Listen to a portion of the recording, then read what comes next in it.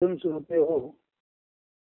आता एक काव्य वाचत आहे. नंतर तो काव्याचा उगम कसा झाला आणि एकंदर अर्थ सांगणार आणि परत एकदा काव्य वाचणार, अशा तऱ्हेने हा उपक्रम आता सुरू ठेवायचा आहे. आत्मोपनिषद पान 71 आणि 72 वरती हे काव्य आलेलं आहे. तर आता ऐका. प्रथम काव्य नीट ऐका. आकाशीचा चंद्र आकाशीच शोभे, जैसे पांडुरंग विटेवरी उभे. माऊलीची ओवी देवा वेड लावी, अथांगासी संग तुकया अभंग. देवास निवेदी भाव बळे हट्ट, नामिया कारणे विठो कैसा घट्ट. गौतमाचे ध्यानी विराट कोंदले, महावीर चिंतनी अचिंत्य उमले.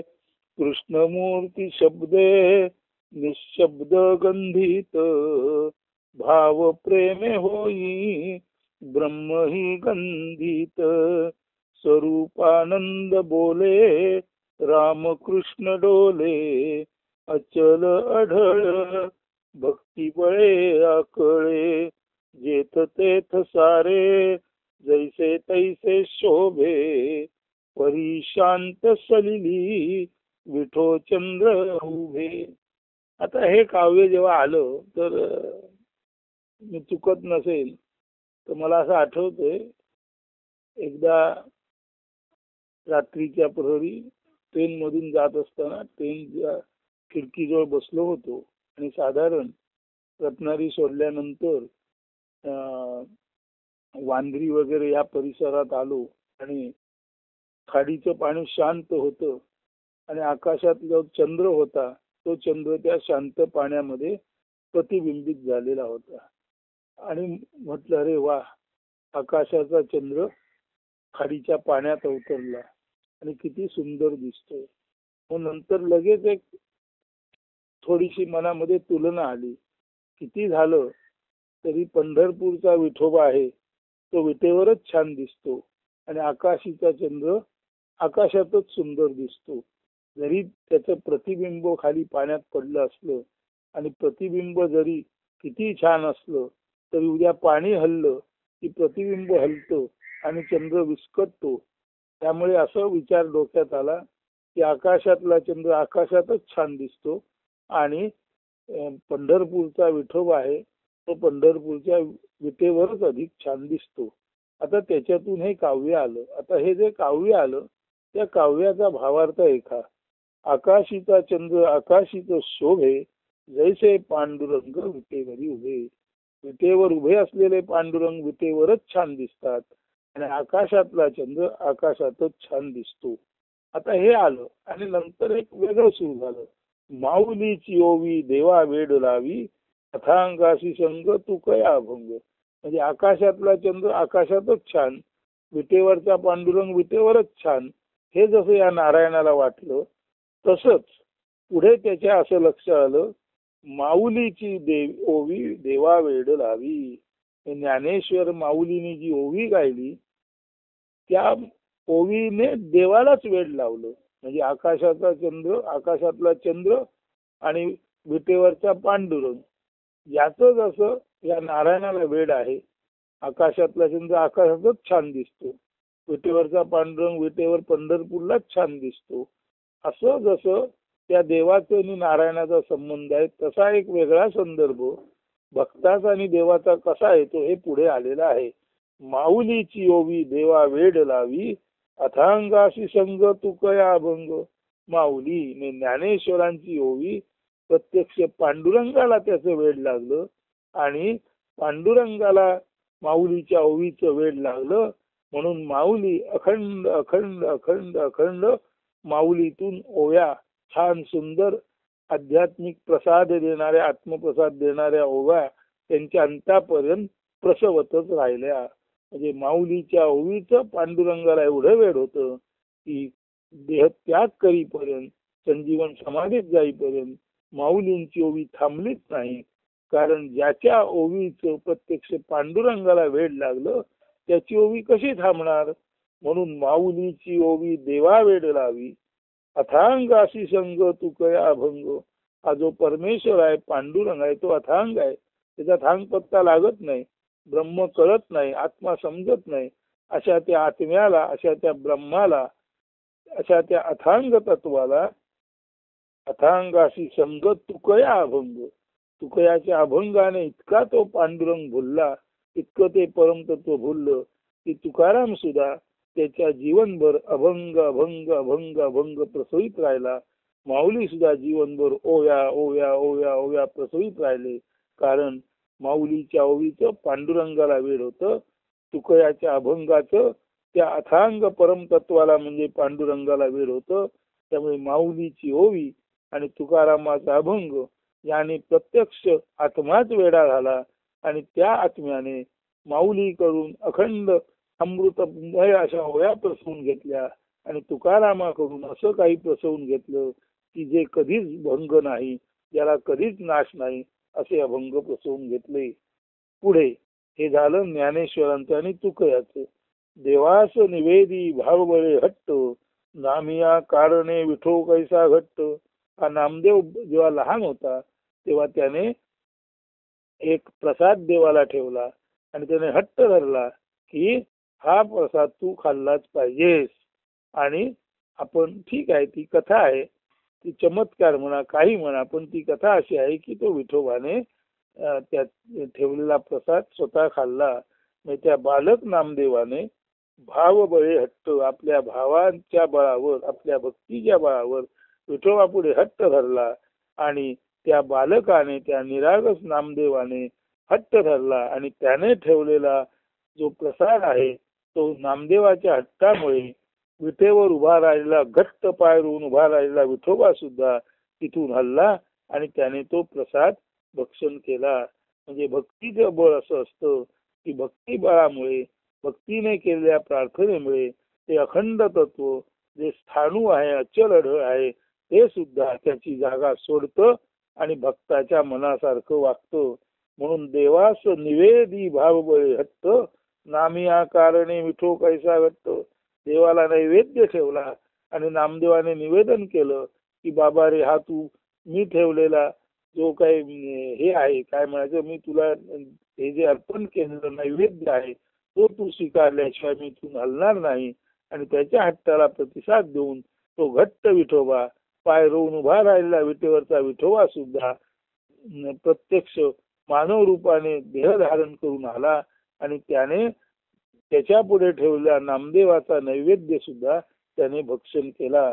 म्हणजे भक्ताने जर आपल्या भक्तीच्या जोरावर हट्ट धरला तर त्या भक्ताच्या भक्तीमुळे त्या अखंड परमतत्वाला सुद्धा देहरूपात येऊन त्या बालकाचा, त्या भक्ताचा हट्ट पुरवावा लागतो. म्हणून देवास निवेदी भावबळे हट्ट, नामिया कारणे विठो कैसा घट्ट. म्हणून नामदेवासाठी विठोबाला आपलं जे पोश्चर आहे ती मुद्रा सोडावी लागली आणि अत्यंत भावाने अर्पण केलेला, भक्तिभावाने अर्पण केलेला नैवेद्य खावा लागला. तुकारामाच्या अभंगाचं त्याच परमेश्वराला वेड लागलं आणि तुकारामच अभंग झाला.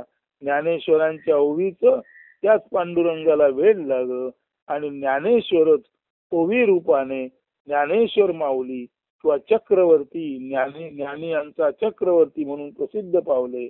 आता पुढे गौतमाचे ध्यानी विराट कोंदले, महावीर चिंतनी अचिंत्य उमले.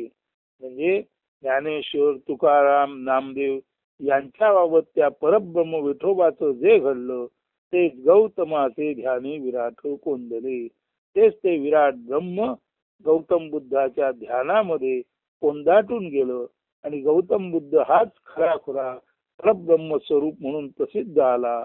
महावीर चिंतनी अचिंत्य उमले. आणि चिंतनाच्या पलीकडे जे परब्रह्म आहे ते महावीराच्या चिंतनामध्ये, त्याच्या ध्यानामध्ये, प्रत्यक्षामध्ये ब्रह्मच अवतीर्ण झाले. म्हणजे गौतमाच्या ध्यानात ब्रह्म कोंदाटलं गेलं. गौतमाचं ध्यान म्हणजे ब्रह्मज्ञान नव्हे, ब्रह्म म्हणजेच गौतम. आणि महावीराचं चिंतन म्हणजेच दुसरं तिसरं काही नसून त्या परमेश्वराची, त्या अचिंतनीय चिंतना पलीकडे असलेल्या तत्वाची प्रत्यक्ष फलश्रुती म्हणजे महावीरांचं चिंतन आणि त्यांचं तत्वज्ञान. तीच गोष्ट पुढे कृष्णमूर्ती शब्दे निशब्द गंधित भाव प्रेमे होई ब्रह्मही गंधित. पुढे जाऊन कृष्णमूर्तींच्या शब्दातून ते निशब्द ब्रह्म दॅट प्रत्यक्ष अवतरल्यासारखं वाटतं. भाव प्रेमे होई ब्रह्मही गंधित. कृष्णमूर्तींचा तो दॅटचा भाव होता, परमतत्वाचा जो भाव होता. कृष्णमूर्ती त्या परमतत्वाचं चिंतन करता करताच मेडिटेटर इज द मेडिटेशन, ध्यान करणाराच ध्यान विषय होतो. दॅटचं चिंतन करणारे कृष्णमूर्ती स्वतःच दॅट झाले आणि कृष्णमूर्ती शब्दे निशब्द गंधित भाव प्रेमे होई ब्रह्मही गंधित. ते ब्रह्म सुद्धा कृष्णमूर्तींच्या परमसाक्षात्कारी परम प्रेमळ आणि सर्वाभूती अत्यंत निरपेक्ष आणि प्रेमभाव असलेल्या कृष्णमूर्तींच्या शब्दाने ते निशब्द ब्रह्म सुद्धा शब्द रूपात प्रकटलं आणि त्यांच्या भावप्रेमामुळे त्या ब्रह्मालाच सुगंध प्राप्त झाला. म्हणून संत प्रत्यक्ष परमेश्वरालाच अलंकृत करतात, संत प्रत्यक्ष ब्रह्मालाच सुगंधित करतात, संत निशब्दालाही शब्दबद्ध करतात. ही या सर्व संतांची महती असते.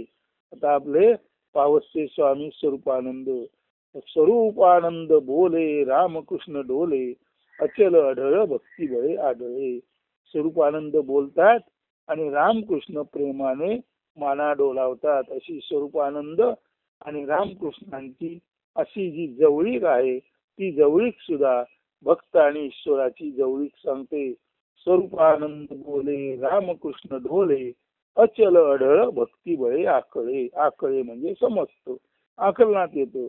जे अचल अढळ ब्रह्म आहे ते सुद्धा प्रेमामुळे भक्तीमुळे आकलनात येतो नव्हे.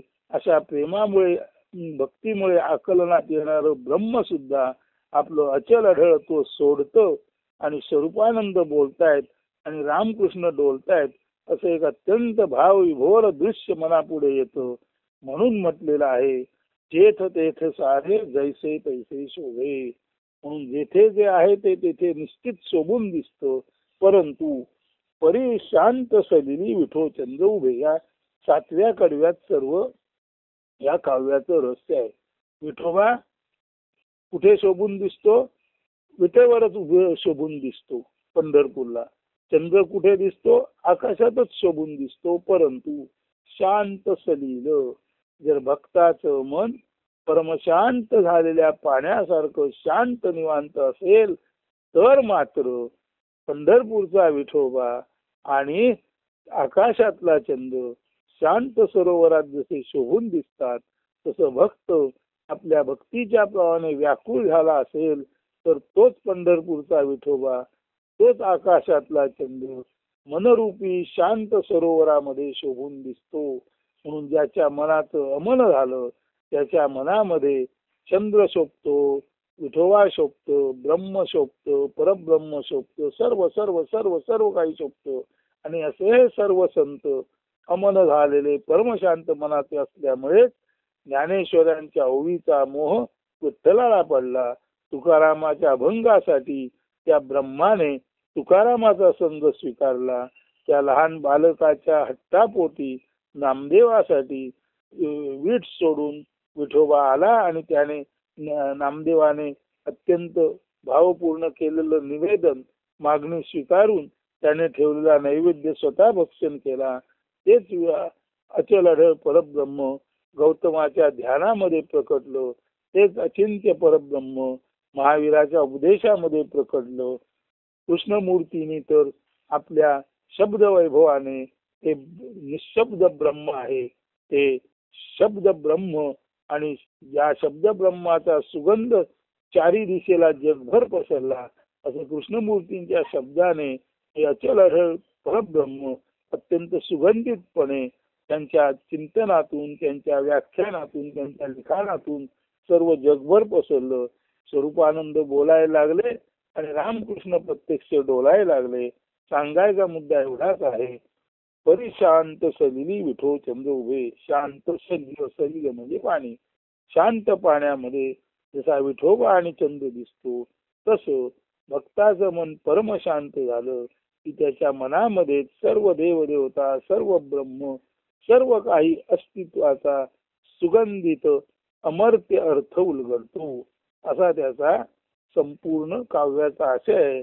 आता नीट शांतपणे हे काव्य ऐका. स्वरूप आई बोले, रामकृष्ण डोले, असं हे काव्याचं शीर्षक आहे. आता नीट ऐका. आकाशीत चंद्र आकाशीत शोभे, जैसे पांडुरंग विटेवरी उभे, माऊलीची होई देवा वेड लावी, अथांगाशी संग तुकया अभंग, देवास निवेदी भाव बळे हट्ट, नामिया कारणे विठो कैसा घट्ट, गौतमाचे ध्यानी विराट कोंदले, महावीर चिंतनी अचिंत्य उमले, कृष्णमूर्ती शब्दे निशब्द शब्दित, भाव प्रेमे होई ब्रह्म ही गंधित, स्वरूपानंद बोले रामकृष्ण डोले, अचल अढळ भक्ती बळे आकळे, जेथ तेथ सारे जैसे तैसे शोभे, परी शांत सलिली विठो चंद्र उभे. अस्तु. धन्यवाद. शुभ दिन.